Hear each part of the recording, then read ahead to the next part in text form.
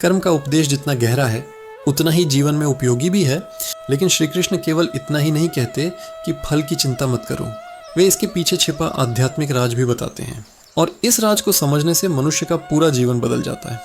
कृष्ण कहते हैं कि जब तुम फल की चिंता छोड़ देते हो तब तुम अहंकार से मुक्त हो जाते हो, क्योंकि फल हमेशा अहंकार चाहता है। मेरा नाम हो, मेरा सम्मान हो, लोग मेरी प्रशंसा करें, मुझे सफलता मिले। लेकिन जब तुम केवल कर्म करते हो और फल ईश्वर पर छोड़ देते हो तब तुम्हारा अहंकार स्वतः मरने लगता है। अहंकार जितना छोटा होता है मन उतना बड़ा होता है, और मन बड़ा हो जाए तो जीवन भी बड़ा हो जाता है। यही कारण है कि कृष्ण कहते हैं कि जिसने अपने अहंकार को जीत लिया उसने दुनिया को जीत लिया। लेकिन अहंकार कैसे जीते? बहुत सरल, उसे खाना मत दो, और अहंकार का भोजन है फल की इच्छा।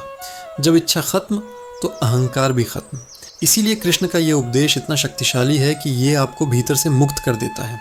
आज के समय में लोग तनाव में हैं, दुख में हैं, बेचैनी में हैं, क्योंकि वे हर काम इस उम्मीद से करते हैं कि नतीजा तुरंत मिले, बड़ा मिले और वैसा मिले जैसा उन्होंने सोचा है।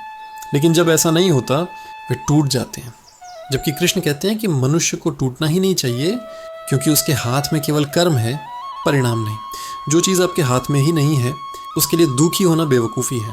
इसलिए कृष्ण कहते हैं अपने दिमाग को बेकार के दुखों का बोझ मत उठाने दो। परेशानियां हमेशा रहेंगी, लोग हमेशा बोलेंगे, दुनिया हमेशा बदलती रहेगी, लेकिन तुम्हें स्थिर रहना है, अपने कर्म में टिके रहना है। इसी को स्थित प्रज्ञता कहा जाता है, जहां मनुष्य परिस्थिति से नहीं हिलता। हवा चले या तूफान आए वह शांत रहता है, क्योंकि उसे पता है कि उसका मार्ग, उसका कर्म और उसका सत्य सही है। जब मनुष्य यह स्थिरता प्राप्त कर लेता है तब दुनिया की कोई ताकत उसे गिरा नहीं सकती। यही कारण है कि कृष्ण का उपदेश केवल एक विचार नहीं बल्कि जीवन की ढाल है। यह उपदेश मनुष्य को इतनी शक्ति देता है कि वह हर समस्या का सामना मुस्कुराते हुए कर सकता है। लेकिन यह शक्ति तभी आती है जब मनुष्य अंदर से स्वतंत्र होता है। स्वतंत्रता का मतलब है अपेक्षाओं से मुक्ति, लोगों की राय से मुक्ति, असफलता के डर से मुक्ति, भविष्य की चिंता से मुक्ति। यही वह अवस्था है जहां मनुष्य को असल आनंद मिलता है। लोग सोचते हैं कि खुशी अधिक पाने से आती है, लेकिन कृष्ण कहते हैं कि खुशी छोड़ देने से आती है। इच्छाएं छोड़ दो, मोह छोड़ दो, फल की चिंता छोड़ दो, और तुम पाओगे कि जीवन कितना हल्का है। जैसे किसी के कंधे पर भारी बोझ हो और अचानक वह बोझ उतर जाए, मन कितना हल्का हो जाता है। जीवन का बोझ भी ऐसा ही है, जिसे हम अपनी इच्छाओं और अपेक्षाओं से भारी बना देते हैं। लेकिन कृष्ण हमें बताते हैं कि यदि तुम केवल अपने कर्म पर ध्यान लगाओगे तो यह बोझ आधा भी नहीं, पूरा का पूरा गायब हो जाएगा। क्योंकि जब मनुष्य अपना काम ईमानदारी से करता है तो उसका मन शांत हो जाता है। शांति सबसे बड़ा सुख है, जो पैसे से नहीं मिलता, चीज़ों से नहीं मिलता, लोगों से नहीं मिलता, ये भीतर से आता है। और यह भीतर की शांति कृष्ण के इसी उपदेश से उत्पन्न होती है। कृष्ण कहते हैं जब तुम फल की चिंता छोड़ देते हो तब तुम हर क्षण में अपना सर्वश्रेष्ठ देते हो।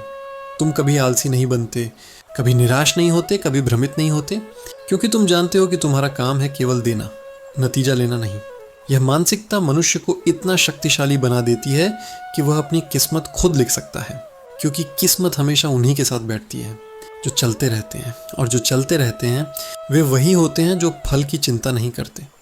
कृष्ण का यह उपदेश केवल सफलता के लिए नहीं है, यह असफलता में भी मार्ग दिखाता है। असफलता जीवन का हिस्सा है। जो असफल नहीं होता वह सीखता भी नहीं। लेकिन लोग असफलता से डरते हैं क्योंकि वे उसे फल से जोड़ देते हैं। वे सोचते हैं अगर असफल हुए तो लोग हंसेंगे, अगर असफल हुए तो हम कमज़ोर दिखेंगे, अगर असफल हुए तो हमारे सपने टूट जाएंगे। लेकिन कृष्ण कहते हैं अगर तुमने ईमानदारी से कर्म किया है तो असफलता भी तुम्हारी जीत है, क्योंकि उसने तुम्हें सिखाया, मजबूत किया और आगे बढ़ाया। फल की चिंता छोड़ देने वाला व्यक्ति कभी असफल नहीं होता, क्योंकि वह हर परिणाम को ईश्वर की शिक्षा मानता है। ऐसा व्यक्ति कभी हारता नहीं, केवल बढ़ता है। इसी भावना को कृष्ण योग कर्म सुकौशलम कहते हैं, अर्थात कर्म को श्रेष्ठता से करना ही योग है। जब मनुष्य मन से, बुद्धि से और आत्मा से एक होकर काम करता है तब वह असाधारण बन जाता है। उसका काम साधारण नहीं रहता, हर काम पूजा बन जाता है। ये पूजा मंदिर में की जाने वाली पूजा नहीं बल्कि जीवन जीने की पूजा है। हर कार्य में ईश्वर को याद करना, हर कर्म को ईश्वर को समर्पित करना, यही सच्चा योग है। जब मनुष्य इस अवस्था में काम करता है तो उसे न दुख छूता है, न डर, न तनाव। तब वह मुक्त हो जाता है। कृष्ण कहते हैं कि दुनिया के सारे बंधन मन की उपज है। मन हारा तो इंसान हारा, मन जीता तो इंसान जीता। और मन तभी जीत सकता है जब वह भावनाओं, इच्छाओं, अपमान, लालच और फल की चिंता से मुक्त हो। ये उपदेश आपको यह सिखाता है कि जीवन में महानता पाने के लिए बड़ी चीज़ें नहीं, बल्कि सही मानसिकता चाहिए। अगर आपका मन स्थिर है तो आप किसी भी तूफान का सामना कर सकते हैं, लेकिन यदि मन अस्थिर है तो छोटी सी बात भी आपको गिरा देगी। जो व्यक्ति फल की चिंता छोड़ देता है उसका मन पत्थर की तरह मजबूत हो जाता है, कोई हिला नहीं सकता। ऐसा व्यक्ति अपने लक्ष्य पर टिकता है, बिना डरे, बिना रुके, बिना थके। दूसरे लोग उससे पूछते हैं, अरे अगर नतीजा खराब आया तो? और वह शांत भाव से उत्तर देता है, नतीजा चाहे जैसा भी हो, मैं कर्म नहीं छोड़ूंगा। यही श्री कृष्ण की शिक्षा है, कर्म में दृढ़ता। दृढ़ता वह शक्ति है जिससे मनुष्य पहाड़ को भी काट सकता है। दुनिया में जो बड़े बड़े काम हुए वे किसी एक ही कोशिश से नहीं हुए। हजारों प्रयास लगे, सैकड़ों बार असफलता मिली, लेकिन लोग नहीं रुके, क्योंकि वे जानते थे कि उनका काम सिर्फ प्रयास करना है। यदि मनुष्य एक बार यह उपदेश समझ ले तो उसका जीवन पूरी तरह बदल जाता है।